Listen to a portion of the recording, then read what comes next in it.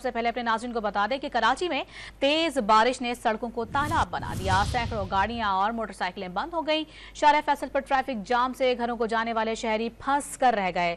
ملیر میں سیلابی صورتحال, پانی کا ریلا گھروں میں داخل ہو گیا.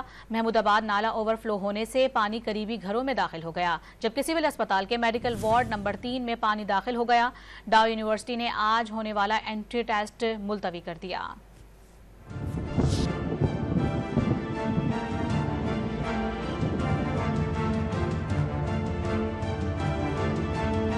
کراچی میں مسلسل 1 گھنٹے تیز اور موسلادھار بارش, سڑکیں ڈوب گئیں, ٹریفک جام ہو گیا. سینکڑوں گاڑیاں اور موٹر سائیکلیں بیچ سڑک پر بند ہو گئیں. نشیبی آبادیوں میں پانی کا تیز ریلا گھروں میں داخل ہو گیا. شارع فیصل سمیت شہر کی اہم شاہراہوں پر پانی کھڑا ہو گیا. گاڑیاں بند ہوئیں, موٹر سائیکل سواروں کی جان پر بن آئی. شہری گاڑیوں کو دھکے لگاتے نظر آئے.